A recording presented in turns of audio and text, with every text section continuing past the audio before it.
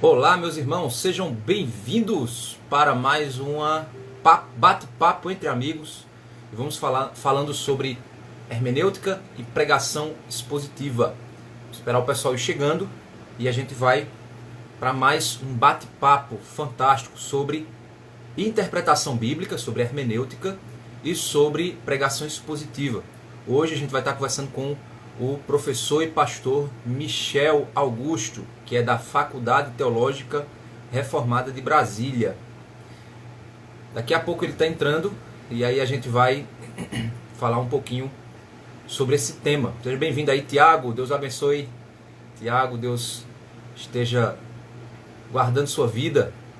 Estevão, Deus te abençoe, Estevão. Sempre está aí acompanhando.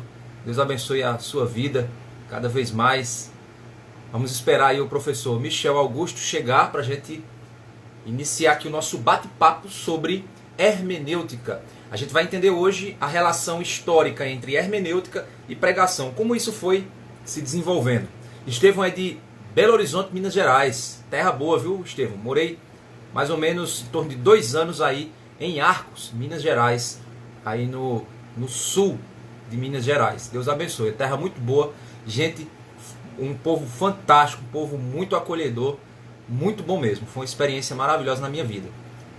Vamos esperar aí o professor Michel Augusto, pastor, entrar para a gente iniciar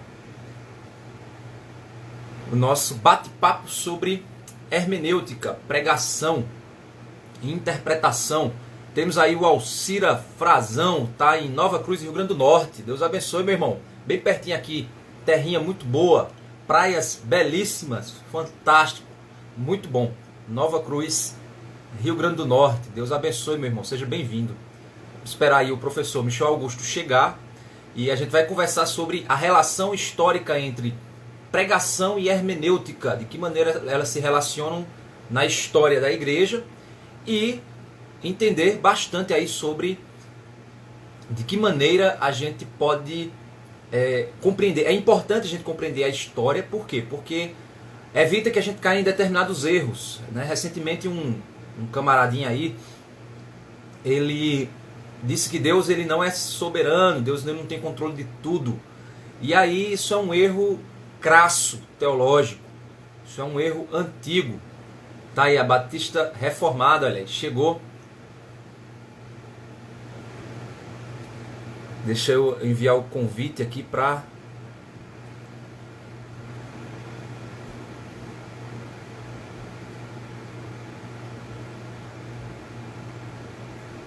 Eu não sei se vai ser com Batista Reformada.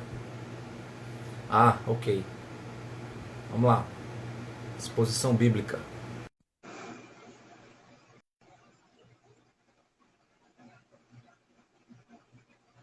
Guardando aqui. Olá, professor, pastor, tudo bem? E aí, meu querido pastor Lázaro, tudo bem? Tudo bem, graças a Deus. E aí, como é que Brasília está nesse período aí? Olha, Quarentena, isolamento? nós,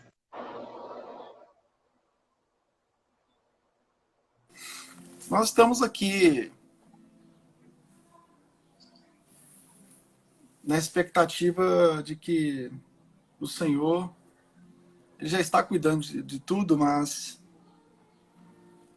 a nossa expectativa é somente no Senhor.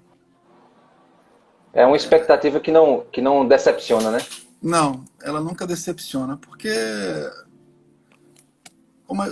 eu estou em Brasília e a gente já tem uma vivência em relação ao que é a política, né? Sim, Então a sim. gente não se ilude com isso, né? Na verdade, eu nunca me iludi com isso, né? Eu sempre tive uma posição, desde bem novo, eu sempre acreditei que a gente precisa evitar a idolatria política, né? Seja de direita, seja de esquerda. Então o evangelho ele está no centro e deve ser o motivo da nossa... É claro que a gente tem que tomar cuidado com as injustiças sociais, a gente não pode coadunar com elas, né? A gente precisa lutar contra isso. mas o evangelho tem que estar no centro. O evangelho nunca vai nos decepcionar. Exato. E no centro, quando o senhor fala, não é no centro político, né? Porque senão o pessoal vai dizer, é centrão, né? Justamente. Tem que explicar. Mas é no centro da vida. Justamente. Tem que explicar. A gente isso vive aí. tempos difíceis. Mas é um prazer, pastor, eu queria que o senhor falasse um pouquinho sobre, se apresentasse, né? Falasse um pouquinho sobre os seus trabalhos. E para a gente poder iniciar, a gente vai falar hoje, para quem está chegando agora, nós vamos falar sobre a relação entre a hermenêutica e a pregação. De que maneira a história, né, foi mostrando essa relação e aí o professor... Inclusive, se eu não me engano, o senhor tem um livro que está para ser lançado, não é isso? Isso. Mas é sobre esse assunto? É sobre esse assunto. Sobre esse assunto. Legal, muito bom. Então, se apresente, fala um pouquinho sobre os seus projetos, o que eu tenho feito, sobre o senhor em si, e a gente vai iniciar aqui o nosso bate-papo. Maravilha. Bom, eu me chamo Michel, sou casado com a Gisele, sou pai do Otávio e Eduardo, um tem 8, outro tem 6 anos. Sou pastor de igreja local. Há 19 anos, eu pastorei a Igreja Batista Reformada de Brasília. É a minha primeira experiência pastoral e até hoje é a única, né? Então, nós plantamos essa igreja no início da década de 2000. Eu era muito novo ainda, eu tinha 21 anos, hoje eu estou com 40, estou indo para 41. E em 2012 nós abrimos um seminário reformado na cidade. Não tinha nenhum seminário reformado na cidade, tinha a igreja da presbiteriana. E nós abrimos a FTRB em 2012 com a ajuda do professor Russell Shedd, né? Foi um mentor na nossa vida aqui. E minha jornada acadêmica, ela tem um histórico. Eu escrevi sobre pregação no meu bacharelado. E isso está registrado no Seminário do Sul, no Rio de Janeiro. No mestrado, eu também trabalhei sobre pregação e mídia, nas faculdades Este. E no meu doutorado também, concluí meu doutorado falando sobre exposição bíblica teodramática, usando referenciais como Calvino e Kevin Van Hooser. Entendendo a contribuição do Kevin Van Hooser é um tema meio complicado, mas na ontologia comunicativa de Calvino, né? Então, o Kevin Van Hooser, ele trabalha uma hermenêutica trinitariana que me ajudou muito a entender a Calvino. Me ajudou a entender a hermenêutica de Calvino, né? Então, eu escrevi isso na tese. Enfim, aí estou para publicar. Eu já publiquei algumas coisas, como Despregação do Evangelho, livros em outras áreas, mas agora eu vou publicar a Exposição Bíblica Teodramática pela editora Cruz. É uma editora de Goiânia, né? E, se Deus quiser, estamos na fase de revisão. E é isso, meu irmão. E tem uma Exposição Bíblica, né? Que é um projeto concentrado na área de pregação. A gente trabalha através da plataforma Academia do Expositor. Aí nós temos lá... Então, enfim, eu pastoreio a igreja e sou diretor da faculdade, e esse projeto de exposição é um projeto focado na área de pregação. Formar pregadores, restaurar os púlpitos com a pregação do Evangelho. Essa é a missão. Amém. Que bom, que bênção. Saber que tem gente aí envolvida.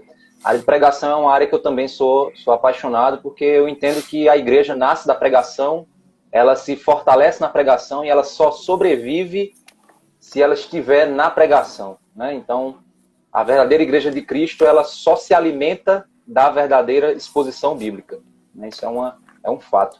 E falando sobre exposição, a gente sabe que a história da igreja, ela passou, né, por várias mudanças no que diz respeito à hermenêutica, né? A gente entrou lá a hermenêutica alegórica, depois nós voltamos aí para uma hermenêutica mais literal, mas assim, para entender um pouco. E aí o senhor fica livre para expor da forma que o senhor achar melhor esse pensamento. A relação entre a hermenêutica e a pregação, até quando essa relação ela é direta, ela é importante, ela não é, como ela se desenvolveu, vamos pensar nesse sentido? Vamos. Então, eu queria trabalhar com alguns pressupostos que fazem parte da nossa fé centrada no Evangelho, né? O primeiro pressuposto que a gente precisa trabalhar é o pressuposto da autoridade, né? Sim. A história da pregação é uma história que é baseada num conflito de autoridade, né? E esse conflito de autoridade nada mais é do que fruto da própria queda, né? A idolatria que foi gerada na queda, a queda do homem lá no Éden. Então a queda ela trouxe um transtorno nessas duas questões, idolatria e adoração. A história da pregação ela perpassa toda a teologia bíblica do Antigo Testamento, Novo Testamento, e ela vai atravessando a história da igreja com esse grande dilema. Em Cristo a gente tem a nossa redenção e uma pregação que já apontava para ele no Antigo Testamento, mas que agora trata desse Cristo encarnado que chegou. Sim. Né? Mas o conflito de autoridade ainda permanece. Você diz o conflito da autoridade bíblica. Bíblica, autoridade bíblica. Crer ou não nela. Crer ou não nela, pregar ou não a palavra. Sim. Esse conflito de autoridade, ele se estende até mesmo na igreja neotestamentária. Todo o esforço, por exemplo, se você olhar o esforço das cartas paulinas, ele tem um toque especial em relação à sã doutrina. Quando ele fala para Timóteo, ele diz, olha, cuida de ti mesmo e da sã doutrina. Sim. Então, a igreja neotestamentária, ela cuidou de modo especial do princípio da autoridade, da revelação, da voz de Deus, que eles tinham também dentro de um pano de fundo escriturístico. E essa voz de Deus guardada nesse conjunto de livros, ela precisava ser transmitida, é um modo de guardar a revelação, de transmitir essa revelação de geração em geração. E esse conflito passa pela igreja neotestamentária. A partir do 3º século, nós temos uma pseudo-conversão de Constantino. Sim. E a partir daí nós vamos identificar vários momentos onde esses conflitos aumentam muito. Século XI a gente tem os pregadores mendicantes, né, que despertam...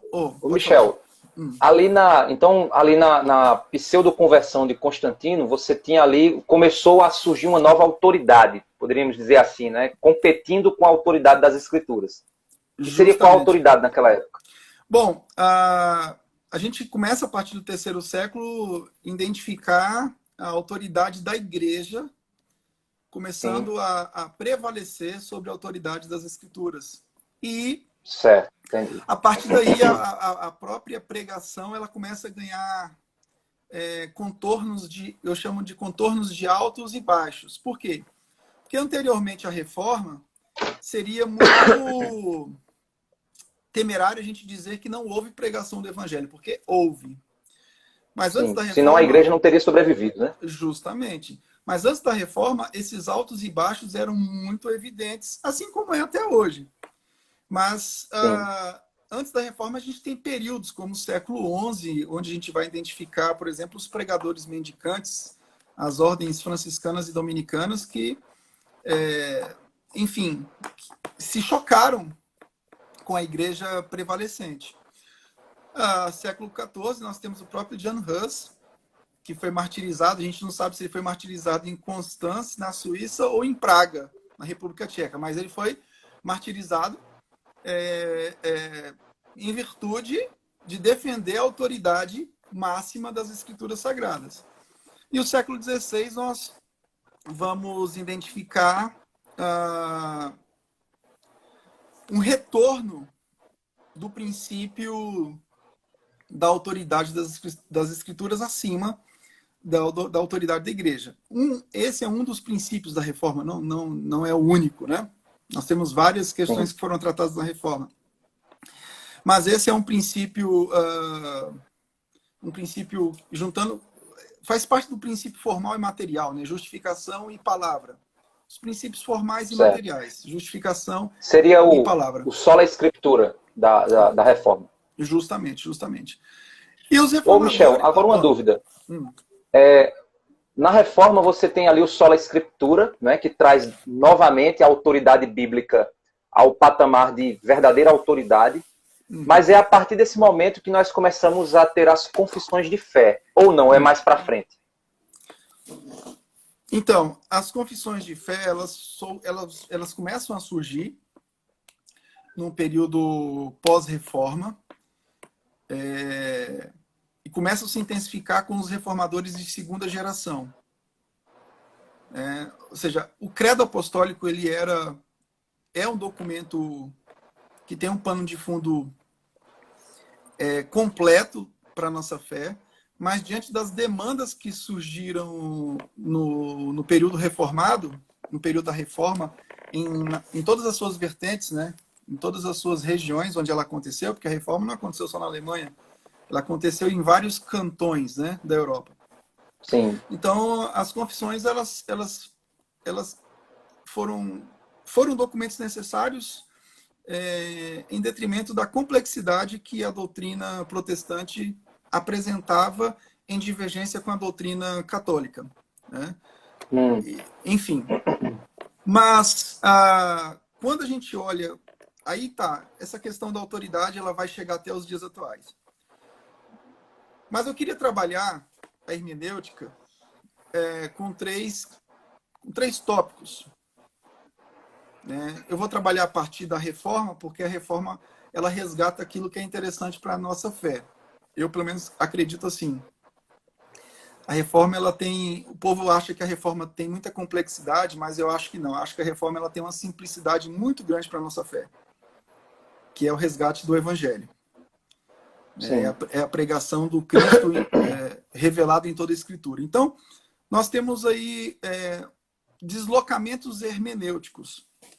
Então, a Reforma ela vai trabalhar com a questão da intenção autoral.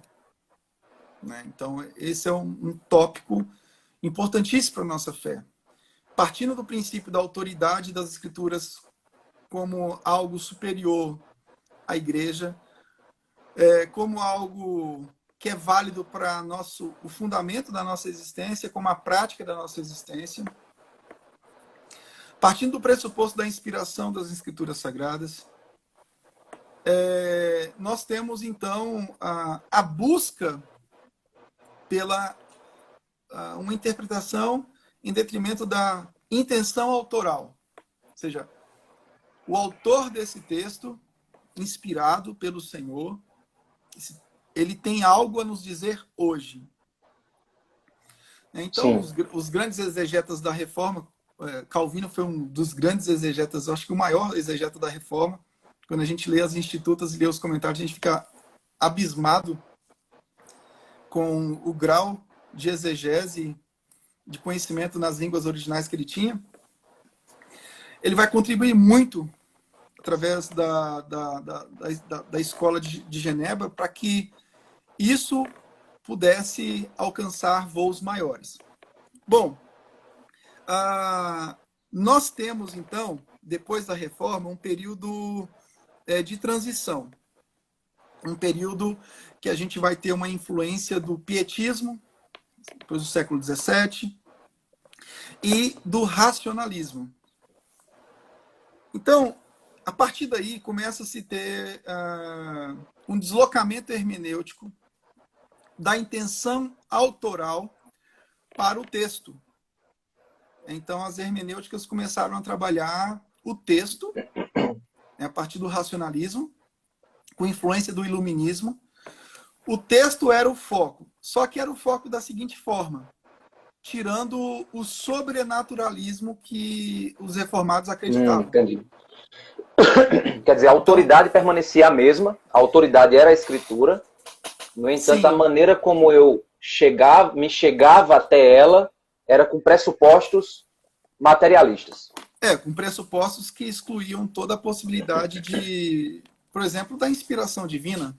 O texto começa a ser analisado de um modo puramente racional. Ou seja, eu tenho aqui um Cristo que viveu, né? E a nossa análise é puramente histórica, a nossa análise é puramente geográfica, sociológica e arqueológica. Mas isso não eu poderia conectar isso diretamente com o liberalismo? Isso já é o liberalismo, né? Então, ou não? Essa palavra, a questão do liberalismo, a gente tem muitos doutrinadores que vão falar sobre o que é liberalismo, o momento que ele começa, e gera muita confusão. Mas eu prefiro entender o liberalismo não do ponto de vista do objetivismo da fé, ou seja, de buscar num texto uma prova racional de que aquilo aconteceu.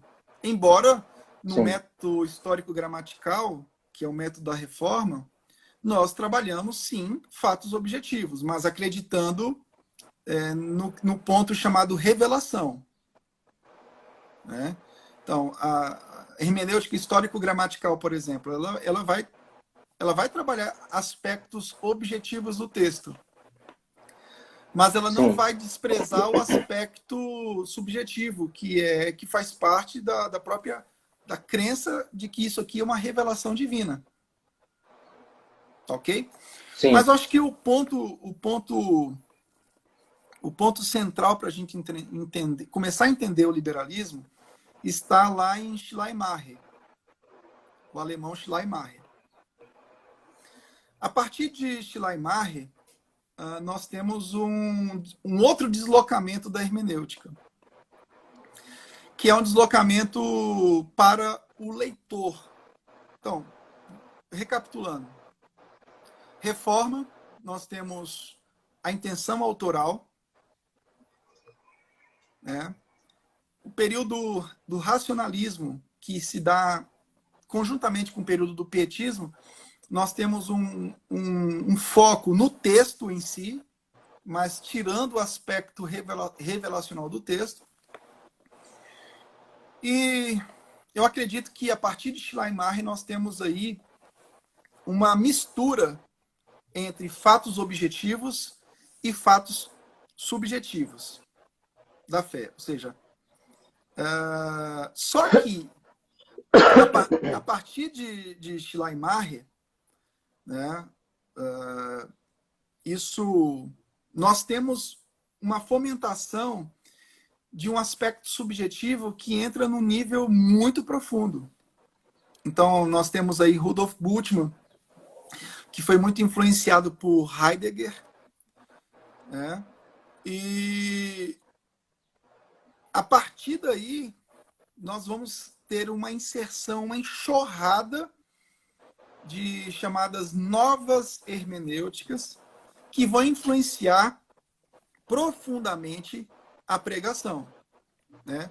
Bom, então deixa só eu me alinhar aqui. Então, quer dizer, a autoridade bíblica ela não é mais problema em si, porque nós entendemos que assim, aceita-se o que está escrito como autoridade. O problema agora tem sido os pressupostos que me fazem me aproximar dela, ou seja, a minha hermenêutica agora ela vai se munir de pressupostos, né, ou científicos, filosóficos, espiritualistas, ou para tentar chegar ao texto bíblico e extrair a verdade dele a partir desses pressupostos. É mais ou menos nesse sentido agora. Sim, mas eu acredito, Lázaro, que a nossa fé tem aspectos objetivos e subjetivos.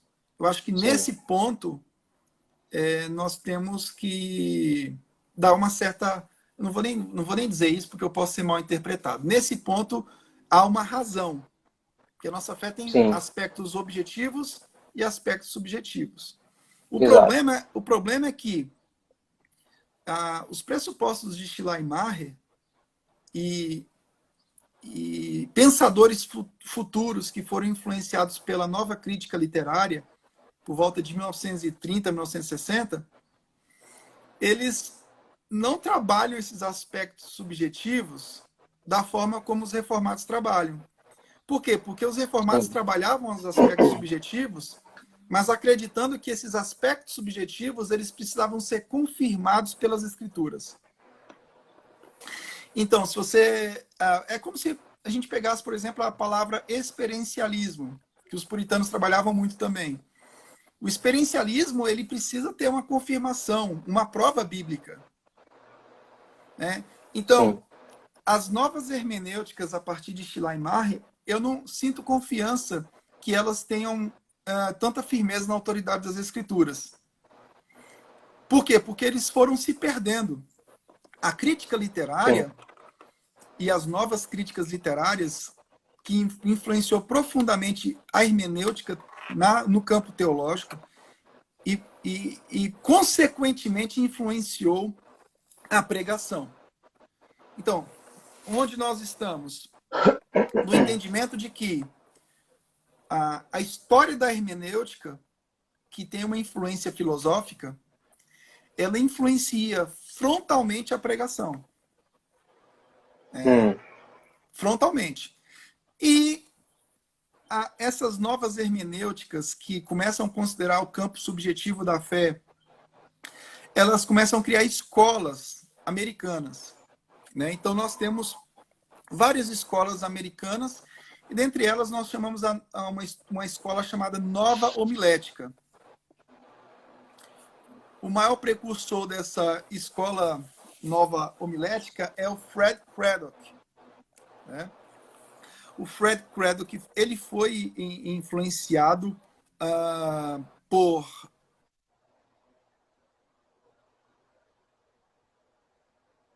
e ele criou discípulos como David Booth, o Eugene Lowry, e esses caras eles começaram a trabalhar os aspectos subjetivos da fé, começaram a trabalhar o valor do ouvinte na pregação. E daí a gente tem, nessa nova homilética, uma influência das novas hermenêuticas. E qual é o principal aspecto dessa influência? O aspecto o ouvinte tem valor. Como assim?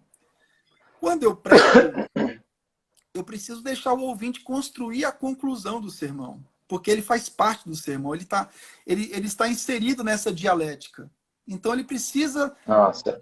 O pregador, eles acusavam os pregadores tradicionais de imporem a verdade. Então, essa nova homilética... Isso seria uma relação também com o materialismo histórico de Marx? Porque aquela ideia, por exemplo, a participação...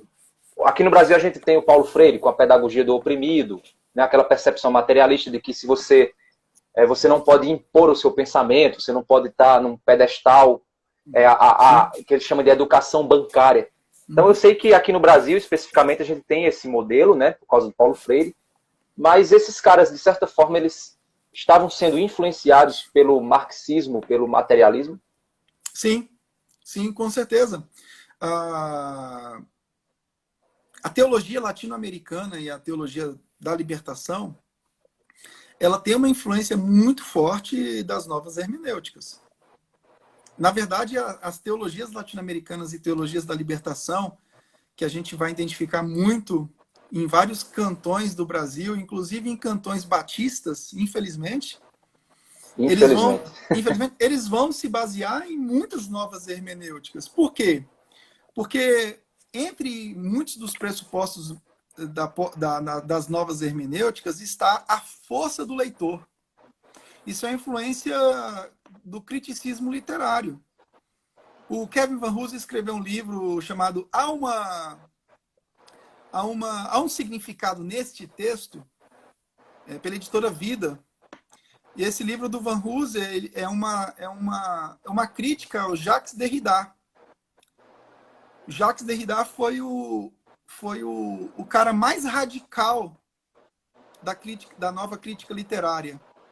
Então, é tanto que quando você vai discutir com liberais, eles ficam rodando em círculo e não chegam em lugar nenhum. E eles são extremamente relativistas. Por quê? É porque eles acreditam só em fatos objetivos? Não. O liberalismo não é isso. Eu achava que fosse. Alguns anos atrás, Sim. Eu achava que liberalismo era alguma coisa ligada ao racionalismo puro. Não, não é. Liberalismo é ligado a uma mistura de sentimentos objetivos e subjetivos, sendo que o campo subjetivo prevalece. É tanto que quando você pega... E esse subjetivo, na realidade, esse subjetivo ele aponta para o homem como o definidor do pensamento, ou o centro de todas as coisas. É o que conclui a mensagem. Sim. Por exemplo, Sim. o pregador está pregando o texto, está expondo o texto, mas se o pregador chegar a uma conclusão do que nós devemos fazer em relação ao texto, uma pessoa que pensa dessa forma, ela vai dizer, não, calma aí, isso é arrogância. Essa pregação tradicional da reforma é arrogância. Eu tenho o poder de construir a conclusão desse texto, porque eu participo desse texto. Aí a gente pega as hermenêuticas dos negros, Sim. Dos homossexuais. Eu não estou querendo comparar Sim. negros a uma categoria inferior. É a teologia negra, né? A teologia inclusiva. Isso, teologia. Vou mudar o termo. Antes que me pegue e me mate, eu vou mudar o termo. Teologia negra, teologia inclusiva, teologia feminista. Teologia Sim. feminista nasce desse campo. Agora, Michel, então, para o pessoal acompanhar, o Estevão colocou aqui, tá quase dando bug na minha mente. Estevão, tenha calma. A gente vai, o papo tá fluindo.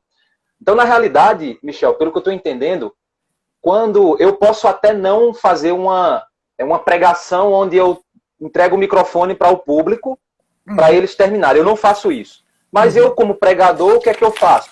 Eu fico no meu escritório, estudando o texto bíblico, e eu não estou, o meu coração não está interessado em saber o que o Deus quer dizer, qual o imperativo, qual a confrontação de Deus para o povo, mas o meu interesse, na realidade, é saber o que, do aspecto subjetivo, na minha hermenêutica, eu posso alimentar as necessidades daquele público que está me ouvindo.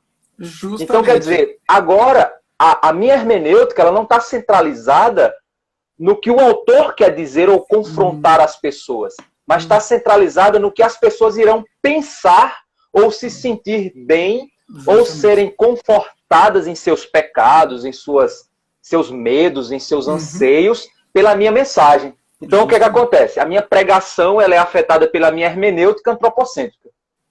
Justamente. Não é isso? É justamente isso. A gente fez essa construção que pode dar um embaraço na mente de algumas pessoas, mas foi necessário a gente fazer isso para chegar nesse Exatamente, ponto. Com certeza. Nesse ponto. Eu só cheguei a essa conclusão porque você falou, você explicou, fez toda essa explicação. Eu não teria a capacidade de explicar o que você explicou, mas eu compreendi o que você falou. E realmente, Sim. fantástico a relação entre a hermenêutica e pregação. E a pregação. Então, a gente tem, a partir de Fred Craddock aqui nos Estados Unidos e outros referenciais, essa hipervalorização do ouvinte. No Brasil, a gente tem gente que faz isso. Ed René Kivitz. Exato. Ele faz isso. Só que o povo não sabe a origem. Aí, Michel, nesse sentido, nós temos hoje uma filosofia popular, eu poderia chamar filosofia popular, não sei, que é o politicamente correto. Então, o que é que acontece? A hermenêutica atual, ela absorve. Aí vem a teologia negra, como a gente falou, teologia negra, teologia inclusiva, teologia feminista. Ela, na realidade, ela pega esse politicamente correto e põe no aspecto subjetivo da hermenêutica. Seria isso, né? Justamente. E o fundamento disso nada mais é do que, de novo, uma luta pela autoridade do texto. Pela autoridade. Com quem tem autoridade? É verdade. Essa luta essa disputa pela autoridade, ela não terminou. E tem muitos pregadores pragmáticos que seguem isso de forma não acadêmica, mas acabam sendo discípulos dessas teorias. Por exemplo, pregadores pragmáticos do neopentecostalismo que constroem uma conclusão conforme o interesse dos seus ouvintes. Eles estão seguindo... Ou do bolso dele, né? Eles estão seguindo uma nova hermenêutica sem uma característica acadêmica do ponto de vista estrutural, mas eles estão sendo discípulos, sim, de novas hermenêuticas. A gente poderia encaixar isso uma nova hermenêutica da prosperidade, enfim. Ou seja, você diz assim, eu prego a Bíblia, só que quando você olha mesmo por trás, tá o camaradinha lá, colocando o rostinho dizendo, sou eu a autoridade, eu é quem digo o que isso aqui vai dizer. É mais ou menos isso, né? É justamente isso. Então, a gente pode dizer o seguinte, o Lázaro, que tem pregadores que são conscientes disso, que fazem isso conscientemente. São os pregadores que tiveram influência da ciência da religião. Sim. Ou que beberam das fontes das novas hermenêuticas e se lambuzaram. Então, a gente tem vários pregadores que caíram nessas falácias. Né? E jogam no púlpito isso. E o povo, muita gente gosta disso, porque dificilmente nós queremos ser confrontados com o plano soberano do Senhor. Exato. A nossa natureza depravada vai sempre lutar contra o plano soberano do Senhor. Então, as novas hermenêuticas... E a Bíblia já dizia isso, né? Paulo, ele diz, né, que ajuntarão para si mestres conforme suas próprias concupiscências. Então, na realidade, quem manda ali não é o pastor, é o coração daquelas pessoas, é quem escolhe o pastor delas. Justamente.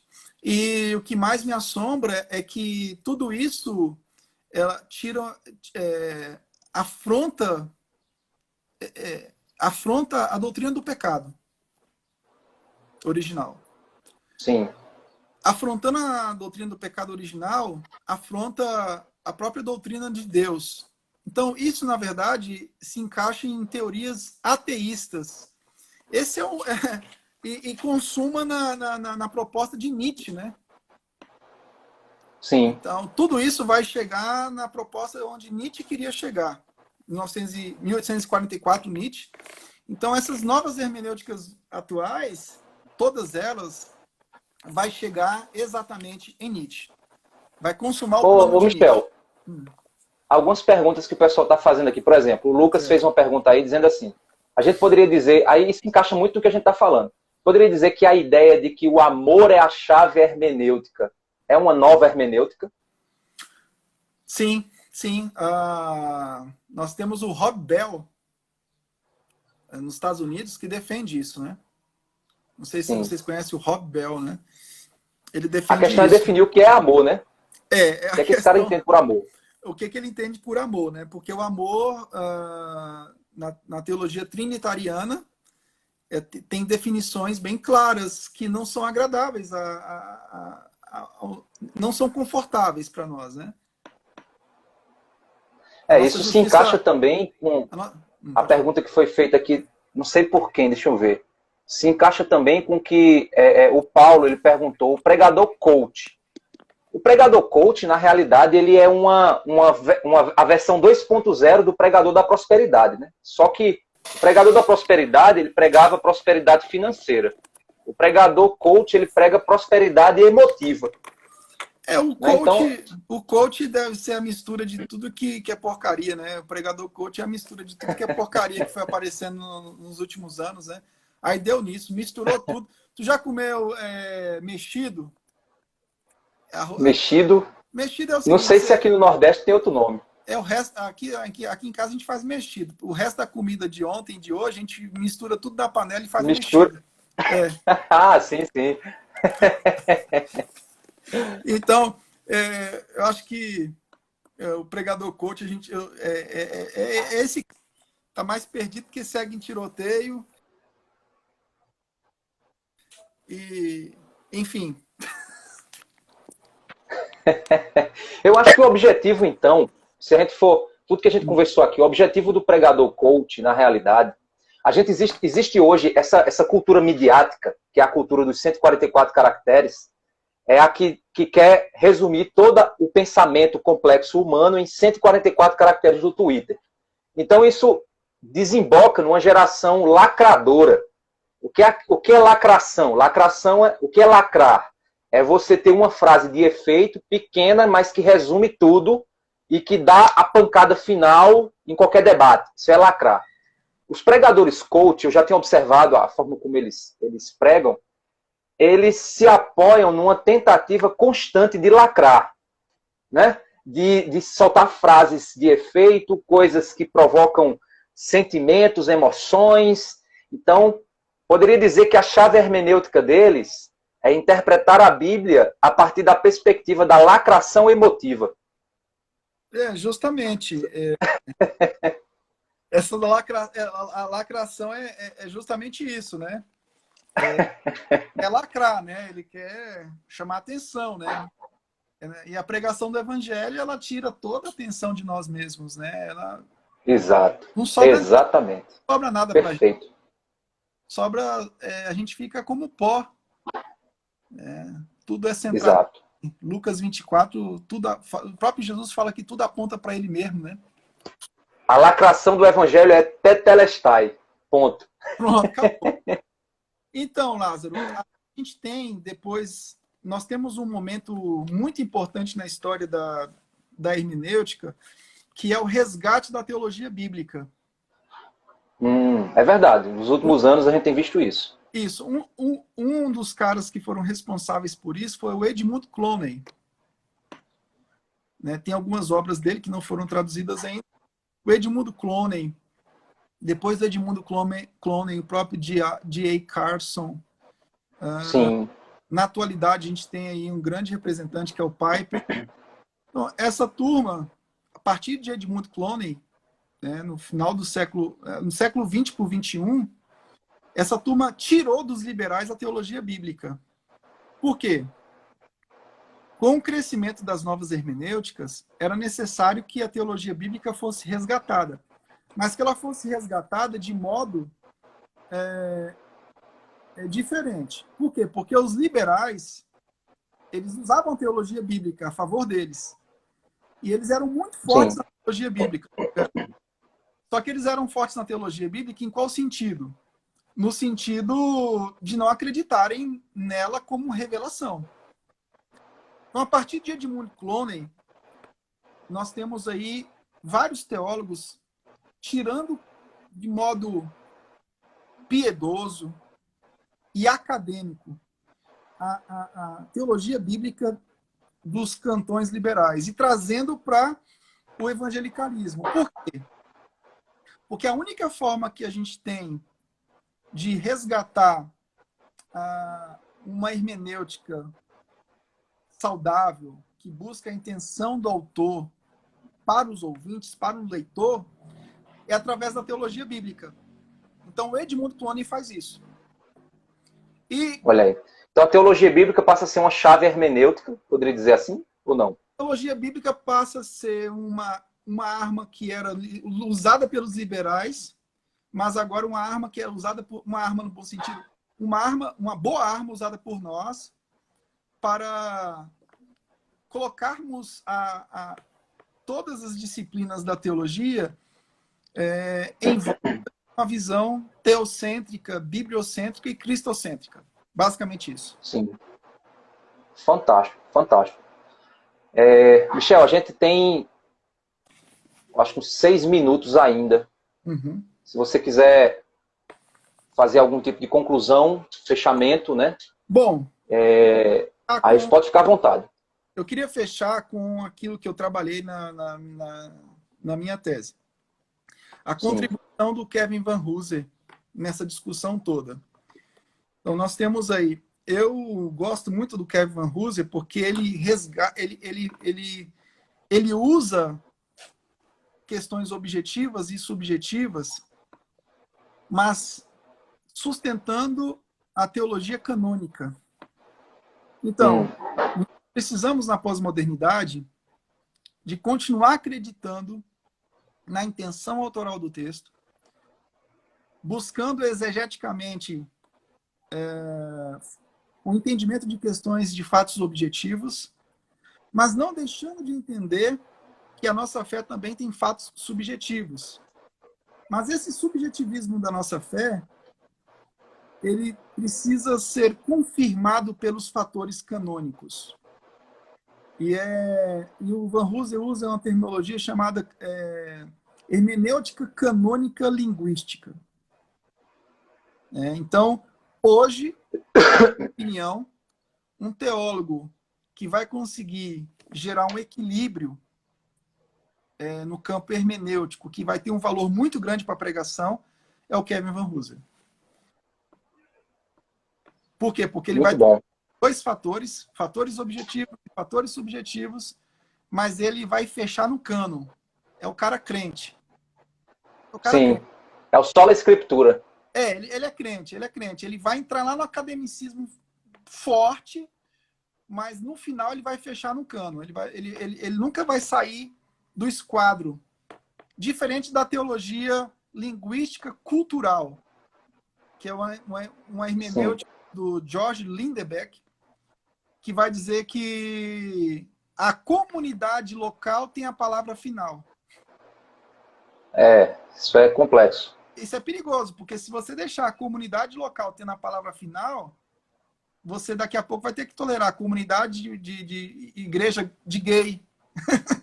Exatamente. É o que está acontecendo. Né? É o que nós vemos hoje. O Van Hooser vai dizer, não, o ouvinte ele é importante no processo comunicacional? Sim. Mas a importância dele é limitada. Exato. A autoridade final do cânon dialoga. Eu queria concluir com uma frase de John Stott. Stott diz o seguinte, que toda pregação ela é dialogal. É um diálogo. Só que o monólogo divino não pode ser encarado como autoritarismo. Exato. Ou seja, a pregação fala com pessoas na pós-modernidade. Isso é o diálogo. É a ponte hermenêutica. Sim. Olha aí, fantástico. Show. Né? Ele faz uma exegese, ele faz uma ponte hermenêutica. Então, dialoga. Só que dialoga de forma monologal. Ou seja, a voz divina, a viva voz de Deus, trabalhada por Lutero, né? A viva voz, ela não é autoritarismo. Ela é a autoridade de Deus sobre as nossas vidas. É luz. É luz que ilumina a nossa percepção. Justamente. Amém. Michel, fantástico, Michel. Bate-papo alto nível, muito bom. Rapaz, então, cada bate-papo desse eu saio com um aprendizado muito grande. E eu tenho certeza que o pessoal aí que está seguindo da mesma forma. Quero agradecer a Deus, né? E a você aí pela participação. Louvo a Deus pela sua vida. Você que está acompanhando, segue aí o Exposição Bíblica. Também segue a Faculdade Teológica Reformada de Brasília. Tem feito um trabalho muito bom na internet. Vai lá no canal do YouTube deles. Tem muita coisa boa. E tem feito também trabalho de ensino à distância, também muito bom. Eu tenho acompanhado algumas coisas e, de fato, é um diferencial. Então, recomendo para que você esteja aí acompanhando o trabalho. Obrigado, meu irmão. Deus te abençoe, Lázaro. Deus abençoe aí o trabalho em Campina Grande. Um trabalho prolífero, né? E que tem feito um diferencial no Brasil. Deus abençoe todos vocês aí. Obrigado pelo convite. Me senti honrado com o seu convite. Você é uma pessoa séria que tem labutado pelo Evangelho de Jesus Cristo.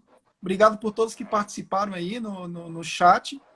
E vamos em frente, meu irmão. Vamos pregar esse Evangelho. Amém. Obrigado, Michel. Deus abençoe, viu? Um abraço aí para vocês. Amém. Até mais. Até mais, meu irmão. Tchau, tchau.